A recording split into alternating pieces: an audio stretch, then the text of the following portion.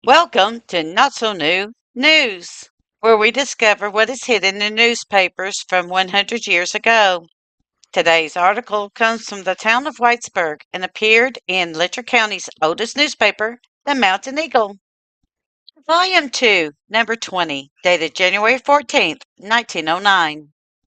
Today's edition of the Mountain Eagle is titled, Pay Up for the Eagle Now. Mr. Merchant, let the Eagle advertise your business. Rates reasonable. Mr. Merchant, let us do your job printing. We guarantee satisfaction. This is a reading that is from the writings done in 1909. These views are from that time period and do not necessarily reflect the modern views of Kentucky Tennessee living, nor its narrator.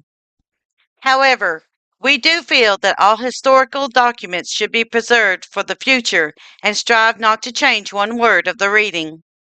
However, if we feel that the readings are too controversial in political or religious standing, we will either silently put up the article for viewing or will direct everyone where it can be found online.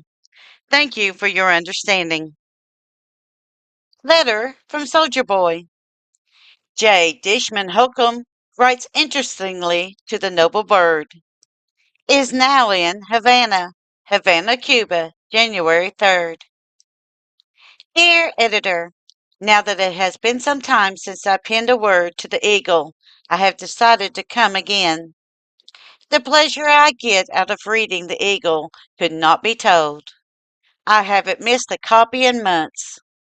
I hope the editor and all the people in dear old Whitesburg had a Merry Christmas. It is rather cool over here now, the coldest it has been since I arrived on the island, but I rather enjoy that.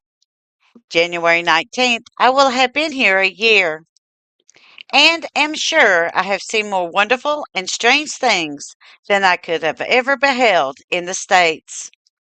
I know you all think those hills and mountains around home are awfully rough, but I have been in the mountains over here that are far rougher than those at home. Last fall, A and B Battery's 2nd Artillery were at San Cristobal on the 21 days march and were in the mountains 4 days, going through places with pack mules that honestly I don't see how we got through as we did. A goat could scarcely go through some of the places, yet there was not an accident. Above, I mentioned something about Christmas. Well, I didn't have much of a good time, and Santa didn't visit me. Yet, this battery had one of the best tables set I ever saw. Why, it was just loaded down with every delicacy imaginable. It was a curiosity to see the decorations. There were palm leaves, red bells, flags, various colored balls, and numerous other wonders, enough to turn the head of ordinary mortals. A trip through the dining hall, amid its dazzling beauty and delectable viands, was like taking a trip, as I imagine, through the wonderful ancient gardens of the gods. I would request that you publish our menu on that day, but it's too long, so just show it around to our friends. Now, wishing yourself and your family and all of my friends a Happy New Year, I am still a Letcherite. J. Dishman Holcomb, Camp Columbia. A perfect home. For a home to be a home in the highest sense of the word, and not merely a place to sleep and eat. Each member of the family must contribute his or her share. Therefore, must be forbearance, sympathy, and love. A great deal depends on the parents. They should, in the early childhood of their children, teach them to make the home the dearest place on earth. The aged live more in the past than the present. Their reveries are principally of their boyhood and girlhood. How necessary, then, that these days be made happy, that their reveries may give them pleasure. It is not a perfect home where the inmates hold themselves aloof. It is where the guest is ever welcome, where friends delight to come and come again. Those that shut themselves from the world become selfish and narrow minded. It requires interchange of thought to expand the mind. And what is more delightful than the pleasing interchange of the thought between friends in a happy home? Sketch of H.C. Chappell, the youthful and brilliant editor of Thousand Sticks, printed at Hayden. H.C. Chappell was born in Letcher County, Kentucky, May 2nd, 1885. He attended the public schools, St. Joseph's Roman Catholic School at Cincinnati, Ohio, and Hayden Academy. He taught at 19, and the same year bought Thousand Sticks, of which he is the editor.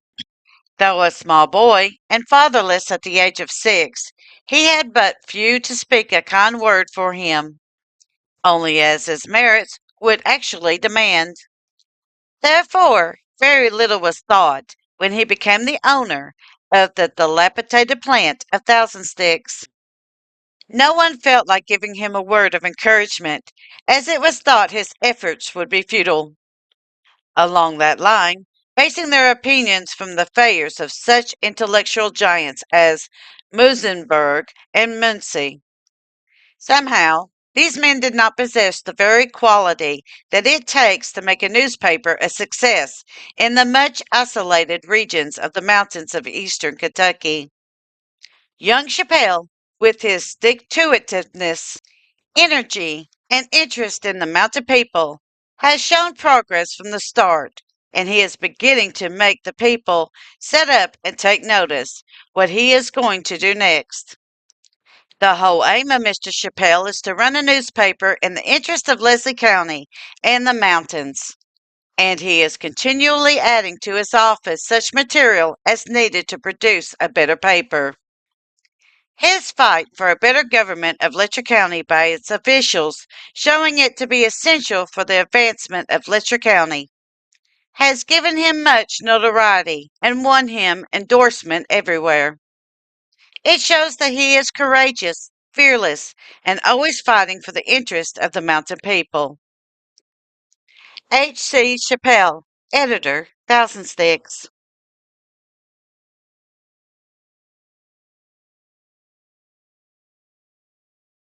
The dollar. There is a sentiment about a dollar. It rests as peacefully in the filthy pocket of a beggar as it does in the silken purse of a millionaire. It brings joy today and is the cause of sorrow tomorrow. It never speaks, yet it talks. It circulates freely, yet it keeps in hiding. It lifts millions out of the depths of despair. We tremble at its strength, yet we can crush it with one hand. It was always the same, yet it is ever changing. The lack of it promotes industry. The excess of it causes idleness.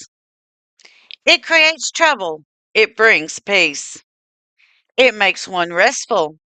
It lubricates the axle the world revolves upon. Withal, it is a silent friend. Without it, we perish. For the world lets him severely alone who has not a dollar to call his own. This concludes today's reading of the January 14th, 1909 Mountain Eagle. We at Kentucky Tennessee Living would like to thank you for your continued support as we bring to you the history of the Appalachian Mountains.